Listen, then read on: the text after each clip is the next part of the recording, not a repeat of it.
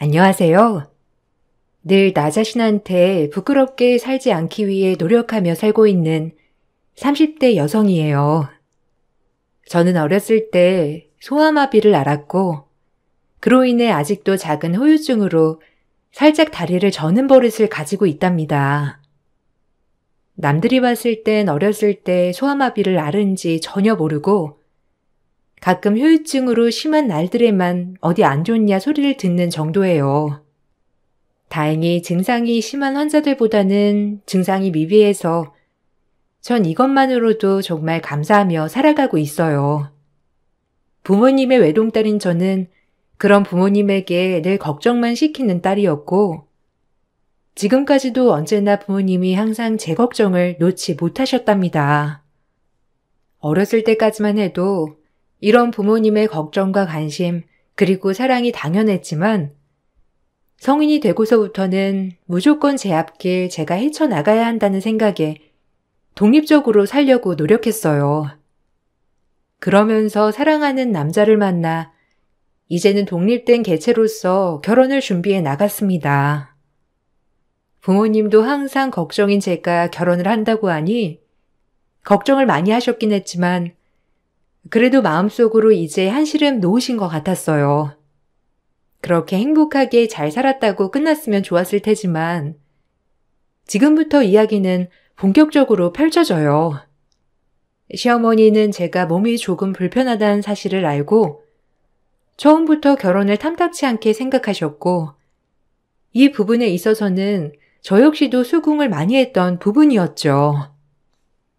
정상적인 여자랑 살아도 이혼 한 해 만에 하는 세상인데 저 병자랑 어떻게 결혼을 한다는 거야? 참네. 엄마가 속이 문드러진다 아주. 네가 뭐가 모자라서 병자랑 결혼을 하려고 해? 꼭 그래야만 했어? 아무리 지금은 눈에 뵈는 게 없다지만. 아주 미비해요. 그리고 예전에 소아마비를 앓은 거고 지금은 거의 후유증도 없는 상태예요. 엄마도 보셨다시피 처음엔 모르셨잖아요. 그러니까 그냥 허락해 주세요. 세상에 단점 없는 사람 없듯이 저 역시도 단점 투성인데 몸 조금 불편했다는 이유로 결혼 반대하는 건 말도 안 돼요. 유리민 진짜 그거 하나 빼면 장점 가득한 애인데 반대하지 말아주세요. 속상해서 그러지. 내가 어디 가서 병자 며느리 얻었다고 얘기해봐. 다들 뭐라고 수군대겠어? 넌 진짜 엄마 마음 모른다. 하나밖에 없는 아들 어떻게 키웠는데 뭐가 부족하다고? 에휴, 몰라. 네가 알아서 해. 후회해도 네 팔자 네가 꼬는 거니까. 극심한 반대에 부딪혔지만 남편의 설득으로 인해 결국 결혼을 허락받았고 그렇게 부부가 되었어요. 사실 처음부터 쉽지 않을 결혼이라는 건 예상은 하고 있었고 아무래도 모든 부모님들이 그러하듯 조금이라도 불편한 며느리를 얻는다는 것이 얼마나 큰 부담이 되는 것이라는 걸 저 역시도 잘 알고 있었거든요. 그래서 그런지 저희 부모님들은 상견례 때부터 시부모님들에게 최대한 비를 맞춰주려고 노력하시더라고요. 아무래도 저를 미워하실까봐 애써 먼저 부모님께서 그렇게 굽히고 들어가는 것 같았어요. 이런 모습을 볼 때마다 내가 아니면 참 멋지게 살아가실 분들인데 괜히 부모님이 이런 수모를 당해야 하는구나 라며 마음이 아팠죠. 인석이 보면 인물 참 훤칠하다 생각했는데 사돈 어른을 닮아서 이렇게 인물이 훤칠했군요. 만나서 반갑습니다. 참, 그러게 우리 인석인 이렇게 하자 하나 없이 멀끔히 키도 크고 잘생기게 나왔는데 유리민젠 왜 저 모양인지 사실 좀 놀랐어요. 뭐 말하기 전까지 몰랐지만 이게 또 아는 거랑 모르는 거랑 다르잖아요? 솔직히 제 입장 대보세요. 아들놈 하나 있는 거랑 척지기 싫어서 결혼은 허락한다만 이게 왜 믿지는 장사입니까? 이러려고 뼈 빠지게 아들 키운 것도 아니고. 대놓고 시어머니는 저희 아빠 면전에 대고 제가 마음에 안 든다고 딱 잘라 얘기하기 시작했고, 그 모습을 본 아빠와 엄마는 얼굴이 굳어지셨지만 최대한 이 자리 좋게 해서 끝내보려고 마음을 다스리는 것 같았어요. 전 정말 부들부들 화가 났고요. 말씀이 조금 무례하시네요. 그래도 유림이 저희가 사랑과 정성을 다해 키운 아이인데 그렇게 대놓고 마음에 안 드신다니. 당신 그만해요. 네, 사모님 말씀도 일리가 있죠. 하지만 저희 딸 이제는 자기 앞가림 다 하면서 살고 있고 사부인이 말씀하신 것처럼 정말 남들이 보기엔 아무도 소아마비를 앓았다고는 생각하지 못할 정도로 건강합니다. 좋은 대학 나와 좋은 직업에 사실 저희 딸도 어디 가서 그렇게 꿀리지만은 않죠. 그냥 좋은 게 좋은 거라고 좋게 봐주시면 안 될까요? 좋은 대학 좋은 직업이면 뭐예요? 몸이 그런데 애 낳아서 지금 엄마 닮으면 안 그러리란 보장도 없고. 에휴, 근데 어쩌겠나요? 제 아들이 저렇게 좋다고 펄쩍 뛰는걸. 정말 큰맘 먹고 결혼 허락하는 건 줄로만 알아요. 아셨어요? 엄마, 그만하세요. 죄송합니다, 아버님. 저희 엄마가 너무 무례하게 말씀하실 줄은 몰랐어요. 제가 대신 사과드릴게요. 네가 뭘 잘못했다고 사과를 드려? 참나, 네가 뭐가 모자라서 저 사람한테 머리를 조아리냔 말이야. 그러라고 키운 줄 알아? 그리고 이왕 결혼 허락한 거 저희가 굉장히 믿지는 장사인 거 알죠? 예물 내단 혼수 아파트까지 싹 다 해와야 할 거예요. 엄마, 이렇게 속물적인 사람이었어요? 아버님, 아닙니다. 저희가 작게나마 대출 껴서 아파트까지 해올 수 있어요. 괜찮아요. 남편이 옆에서 아무리 시어머니를 말려도 시어머니는 저희 부모님에게 으름장을 내며 으르렁대었고 전 얼굴이 화끈거렸죠. 살얼음판을 걷는 것만 같은 상견례 장이더군요. 마음속으로 이 결혼을 없자고 100번 생각했지만 남편의 끈질긴 설득과 무슨 일이 있어도 절대적으로 내 편이 되겠다는 믿음, 신뢰 하나로 버텼어요. 그리고 저 하나 때문에 이런 치욕을 당한 부모님께 너무 죄송스러워 고개조차 들지 못하겠더라고요. 하지만 부모님은 오히려 그런 저를 다독여 주셨고 결혼해서 행복하게 살기만을 축복해 주셨어요. 아무래도 어렸을 때부터 장애 후유증으로 고생한 딸이 선택한 이 결혼을 지지해주고 싶은 생각이 가장 컸다고 생각해요. 나 엄마 아빠가 싫다고 하면 이 결혼하지 말까? 엄마 아빠가 어디 가서 이렇게 좋아할 사람들도 아닌데 왜 나 때문에 이런 거 겪어야 해? 결혼 안 하고 말지. 엄마 아빠 속상하게 하면서 결혼하기 싫어. 뭐 내가 내 앞가림 하나 못하겠어? 그래도 네가 처음으로 결혼하고 싶다고 말한 사람인데 어떻게 아빠가 외면할 수가 있어? 우리 딸 얼마나 힘들게 이 자리까지 올라온 거 다 아는데 남들보다 더 노력하고 재활도 열심히 하고 공부도 하고 그런 네가 지금에서야 네 행복을 찾겠다고 하는 건데 아빠는 이런 거 100번 겪어도 괜찮아. 네가 괜찮으면 다 참을 수 있어. 그러니까 그런 말 하지 마. 아휴, 엄만 모르겠다. 우리 딸 뭐가 모자라서 저런 집에 시집가야 하는지. 인석이만 보면 당장이라도 결혼 추진이지만 네 시댁 자리 자체가 엄만 너무 별로야. 아무리 마음에 안 들어도 그렇지. 면전에 대고 이것저것 요구하는 꼬락서니. 에휴. 그만해요. 애 마음 불편하게. 우리 딸이 처음으로 좋다고 하는 남자인데 옆에서 우리가 지지해 줍시다. 묵묵히 말이에요. 아빠의 말에 눈물이 찔끔 나오려고 했지만 저렇게 말해주는 것만으로도 너무 감사하고 고마웠어요. 부족한 딸 하나 때문에 어렸을 때부터 늘 걱정만 끼치고 결혼할 때까지도 걱정을 끼치는구나 하며 결혼하고 나서는 꼭 잘 사는 모습 보여줘야지 하는 마음가짐을 먹었답니다. 내가 행복해하면 부모님이 행복하시겠지. 그래 이것만이 전부고 효도라고 생각했어요. 그리고 오히려 이런 모습을 보면 처음에 불편했던 마음들도 풀리실 거라 여기며 버티고 버텼습니다. 시어머니의 폭언에도 버티고 버텼어요. 이런 거 하나 못 버틸 각오로 결혼한 게 아니었거든요.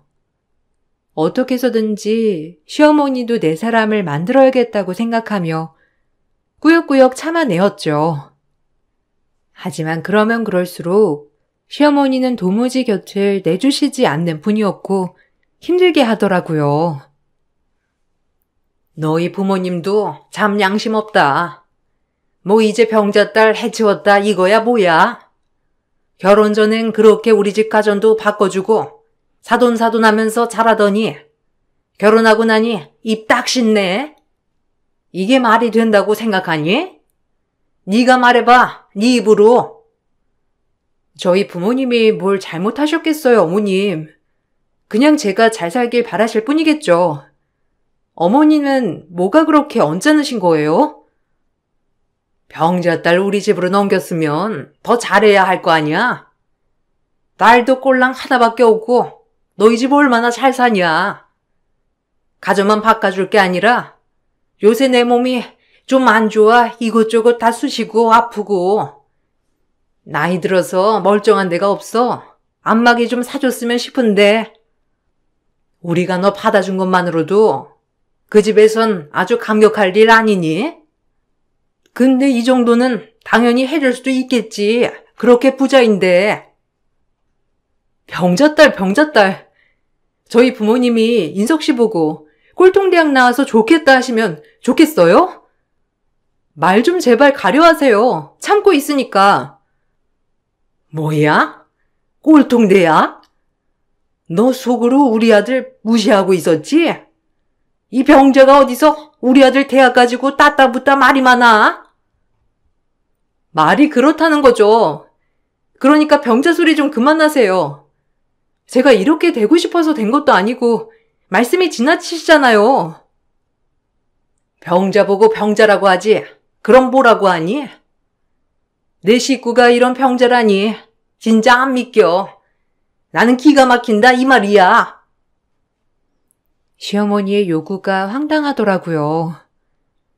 사실 저희 집은 아빠가 오래전부터 사업을 하셔서 꽤 부유한 편이었고 그런 집의 외동딸로 태어난 저는 뭐 하나 아쉬운 게 없는 삶이었어요.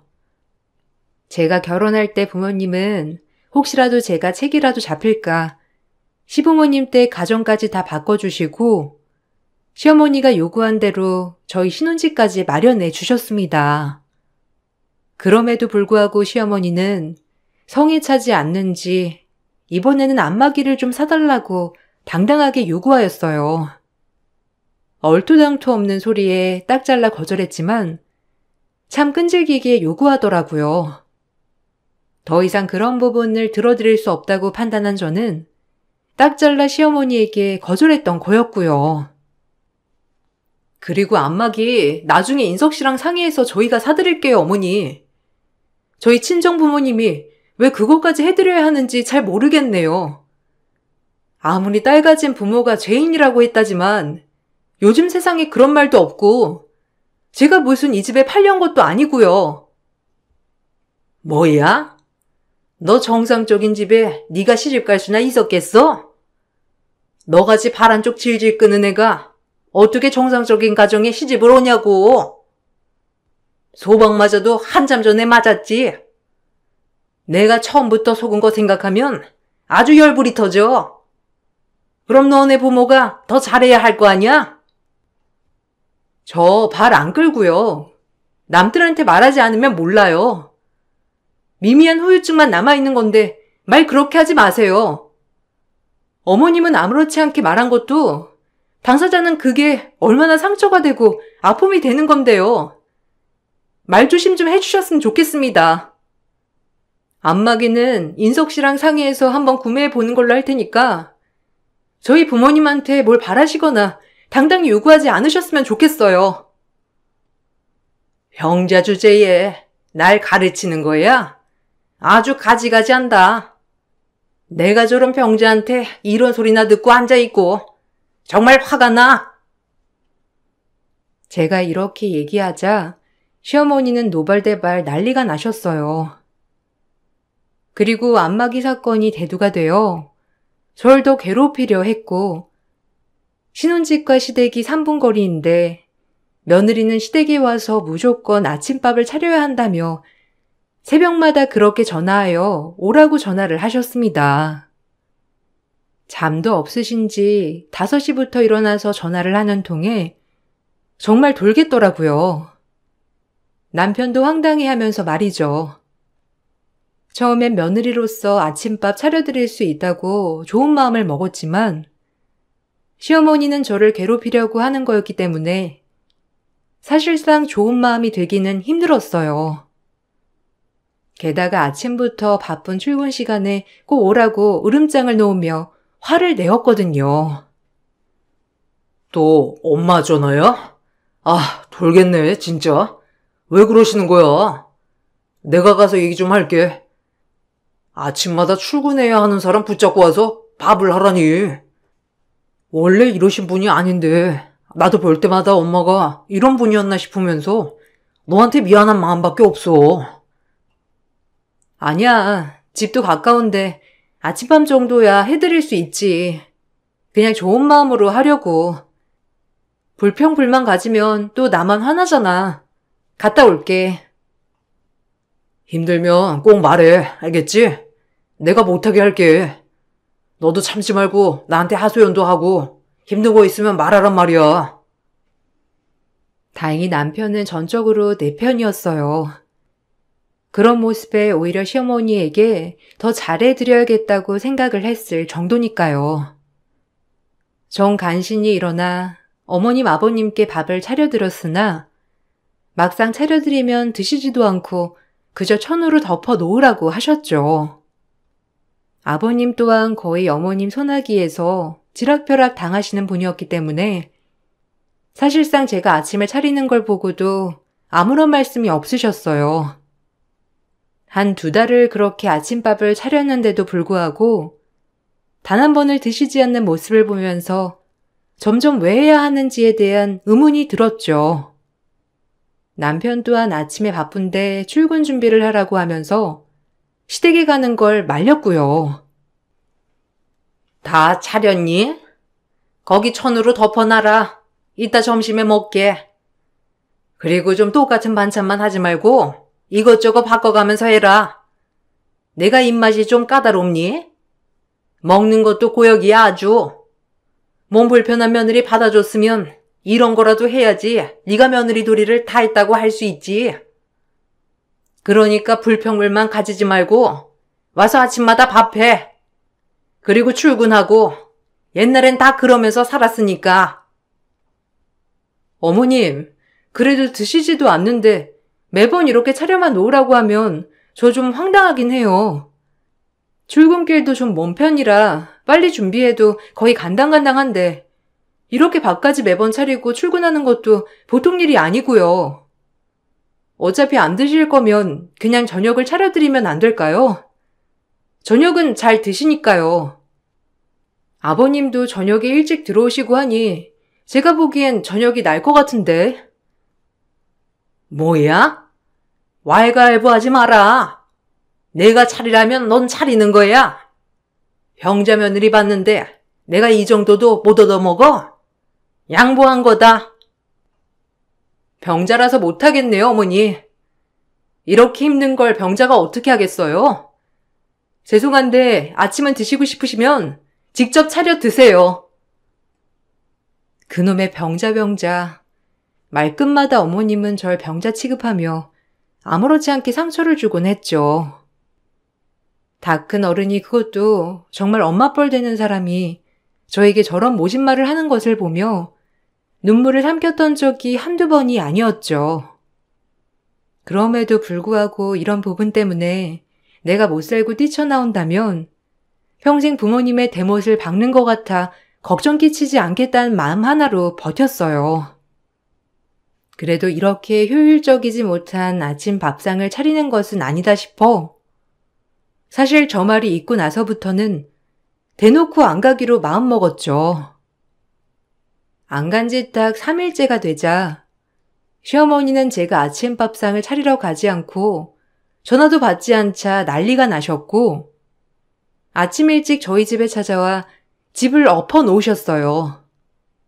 그리고 그것도 모자라서 제 최신형 핸드폰을 박살내며 화를 내기 시작했습니다. 하늘 같은 시부모 아침밥 3번이나 안 차려줬다며 노발대발 난리가 나신 거예요. 원래도 화가 많으셨지만 이 모습을 보니 놀랐어요. 너 시애미 말이 우습냐? 내가 아침마다 우리 집에 와서 밥 차리라고 했지? 그걸 무시하고 네가 오지를 않아? 전화도 안 받고 뭐 하자는 거야? 전화도 안 받는데 휴대폰이 무슨 소용이야? 다 필요 없어. 네가 3번이나 감히 내 말을 어겨? 드시지도 않는 밥 왜 차려야 하냐고요. 아무리 며느리가 마음에 안 들어도 그렇지. 전 그렇게 비효율적인 일 못해요. 분명히 차려드릴 수 있다곤 했어요. 어머님의 밥을 드신다면. 근데 드시지도 않는 걸 제가 뭐하러 가서 아침부터 해야 해요? 억지 좀 그만 쓰세요. 그래서 제가 저녁을 차라리 차려드리겠다고 한 거 아니에요. 무슨 말이 통해야 말을 하지. 정말 할 말이 없네요. 아, 엄마, 그만해. 아, 왜 그러는 거예요, 진짜? 이러려고 결혼 허락한 거야? 가운데서 아들만 힘들어. 그러니까 제발 그만해요. 엄마가 이럴수록 나도 엄마한테 정 떨어져. 원래 이런 사람이었나 싶기도 하고 어른이면 어른답게 행동하시라고요, 제발. 뭐? 인석이 너 엄마한테 어떻게 그럴 수 있어? 이게 다 저 병자년이 조종해서 이렇게 된 거지? 어디 맛 좀 봐라. 시어머니는 눈이 횟가닥 도셨는지 그 자리에서 순식간에 제 핸드폰을 박살내었어요. 받지도 않는 전화 필요도 없지 아니하면서 말이에요. 순간 부서진 핸드폰을 보며 참 많은 생각이 스쳐 지나가더라고요. 이런 상식적이지 못한 인간과 앞으로 함께할 수 있을까 하는 생각과 그렇다면 내가 뭘 해야 할까라는 생각이 교차하면서 정말 수많은 생각이 스쳐 지나가기 시작했어요. 아, 엄마, 뭐 하는 거예요? 지금 엄마답지 못하게 당장 나가요. 가뜩이나 우리 출근해야 하는데 아침부터 진짜 이러실래요? 너 지금 누구 편을 드는 거야? 얘가 며느리로서 며느리 도리를 안 하는데 그래서 내가 도리 좀 알려주겠다는데 네가 지금 이러쿵저러쿵 이 고부 사이에 끼어든다는 거냐? 네가 그러면 그럴수록 얘 고단하다는 생각은 안 해봤어? 어쩜 이리 생각들이 짧아? 어머님, 너무하시네요. 일부러 지금 저 골탕 먹이시려고 아침밥 운운하면서 괴롭히는 거 몇 번이고 참았어요. 그런데 이젠 더 이상 못 참겠네요. 애초에 며느리로 절 왜 들이셔서 이러시는 거예요? 어른이 어른답지 못하게 저한테 이러실 수 있냐고요? 뭐, 어른? 너 지금 나한테 어른답지 못하다고 했어? 다리만 병자인 줄 알았더니 생각하는 것도 이거 완전 병자 아니야? 네 집에서 뭘 배워왔어? 병자 딸년 아주 곱게 오냐오냐 공주님처럼 키웠겠지. 뭘 가르친 거나 있었겠어? 사돈이 와서 빌어야 해. 엄마, 말 조심 좀. 유림아, 미안해. 내가 사과할게. 아, 일단 지금 둘 다 흥분했으니까 흥분 좀 가라앉히고 다시 얘기하자. 시어머니의 또다시 병자라는 소리에 눈물이 왈칵 쏟아졌고 그 길로 전 짐을 싸서 나왔습니다. 도저히 저런 시어머니와 이제 함께할 수 없겠다는 판단이 들어서 말이죠. 막상 나오니 갈 데가 없더라고요. 핸드폰도 다 부서진 상태라 전화할 곳도 마땅치 않고 남편이 따라 나왔지만 남편에게도 괜히 화를 내며 제 갈 길을 묵묵히 갔어요. 갈 길을 가다 보니 막상 도착한 곳은 저희 친정집이더라고요. 친정집에 도착을 하고 얼마나 하염없이 엄마 아빠 얼굴을 보며 눈물을 흘렸는지 그렇게 불효를 저질렀어요. 내가 이럴 줄 알았지 정말. 아니 그 여자 미친 거 아니니? 됐어. 잘 나왔어. 당장 이혼해. 그런 집에 너 어울리지도 않았어. 뭐 볼 게 있다고 그렇게 너를 구박했다니? 자기네 집이 얼마나 잘났다고? 꼴랑몸 멀쩡한 거 하나 가지고 그렇게 애를 괴롭혀? 미안해 엄마 아빠. 인석 씨는 진짜 좋은 사람이야. 나랑 어머니 옆에서 얼마나 노력했는지 몰라. 그냥 시어머니는 내가 마음에 안 드시나 봐. 더 이상 인석 씨 힘들게 하고 싶지도 않고 나도 이제 그 옆에서 시어머니 얘기 듣는 것도 지쳤어요. 미안해요.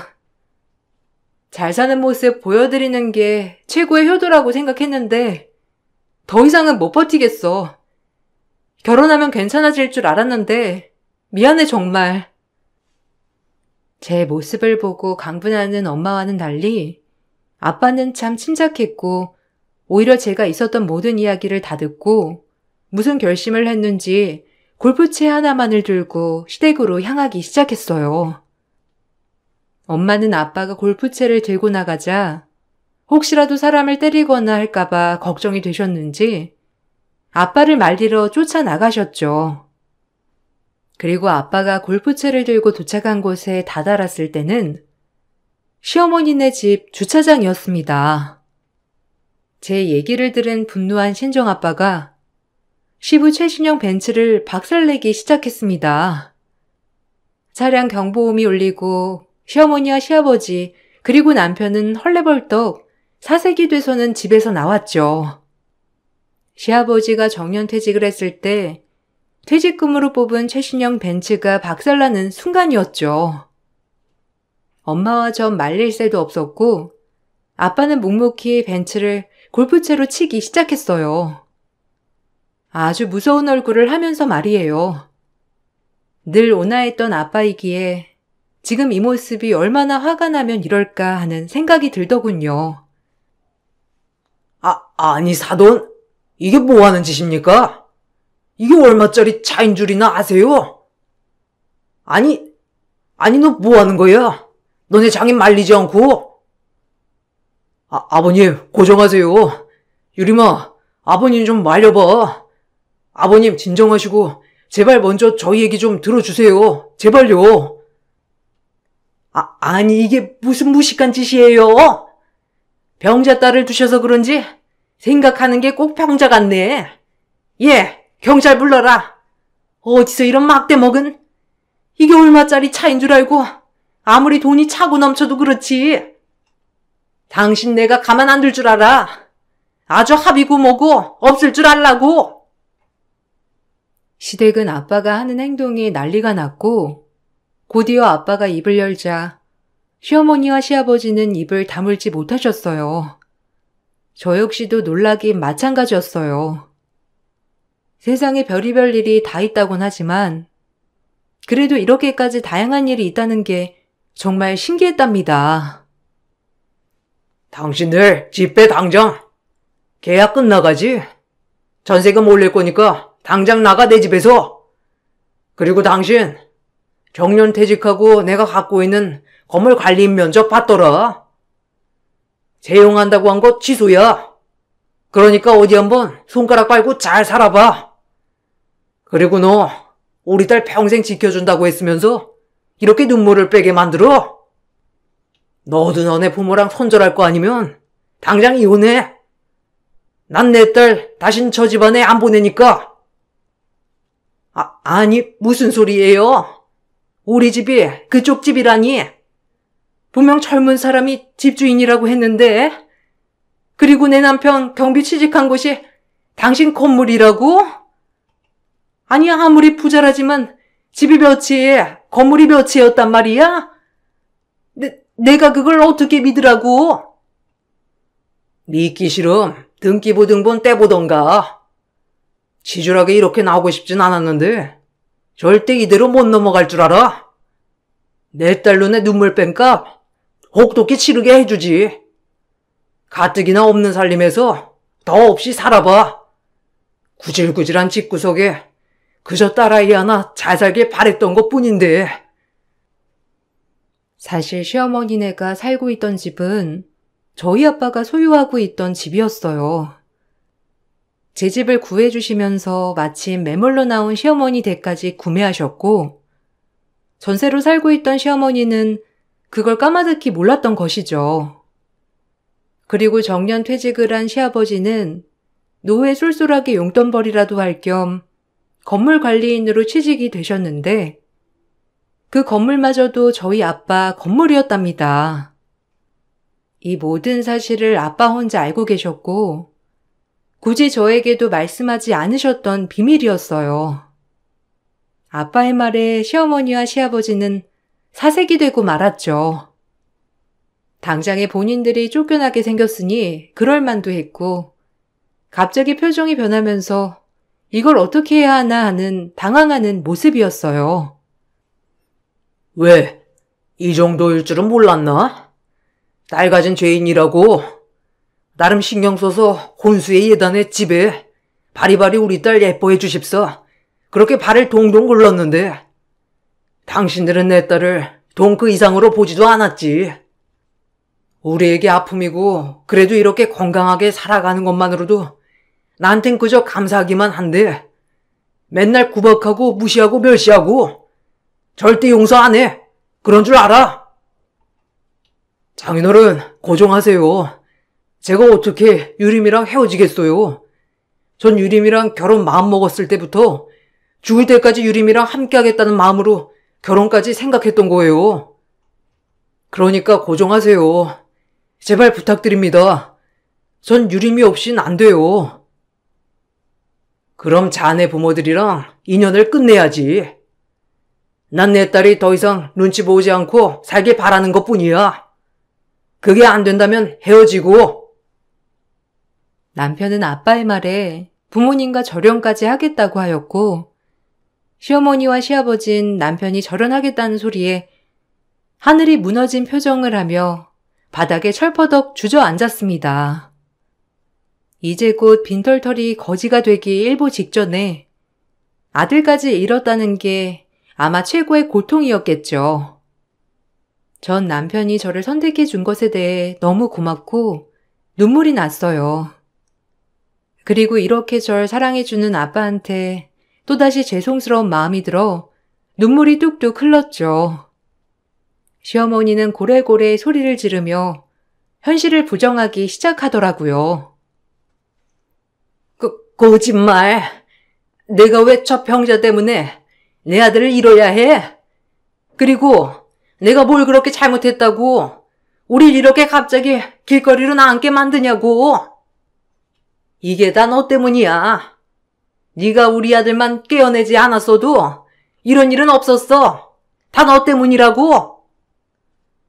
정신 차려요. 당신 욕심으로 이렇게 된 거지. 예초부터 당신은 내 돈 보고 그나마 나랑 인석 씨 결혼 허락한 거 아니었어? 이제 와서 나 때문이라니. 그렇게 사람 무시하고 남의 아픔을 즐기면서 여러 사람 힘들게 한 거 다 벌 받는 줄 알아. 그리고 아버님, 아니 아저씨도 늘 방관만 했죠? 방관자가 원래 더 나쁜 거예요. 당신들한테 받은 상처 언제까지 지속될진 모르겠지만 이제 당신들 다신 안 보는 것만으로도 묵은지증이 풀리는 것 같네요. 인석 씨도 힘든 결정해줘서 너무 고마워. 정말로. 이 말을 마지막으로 저희는 그 자리를 떠났어요. 물론 남편과 함께 말이죠. 시부모님들은 이 일을 믿기 힘들어 하셨지만 그럼에도 불구하고 저희 아빠는 뱉은 말들을 실행해 나가기 시작했습니다. 결국 전셋집에서 쫓겨난 시부모님은 아버님의 남은 퇴직금으로 작은 월세방으로 옮겨야 했고 시아버지가 일하려고 했던 곳도 결국엔 못 가게 되었죠. 잔뜩 약이 오른 시부모님은 저희 아빠에게 기물파손죄라는 소송을 걸었지만 다행히도 차량 명의가 저희 남편 명의로 되어 있어서 해당되지 않더라고요. 남편과 이렇게 될 줄 모르고 남편 명의로 차를 뽑으신 거였거든요. 정말 모든 게 저희를 다 도와주고 있었어요.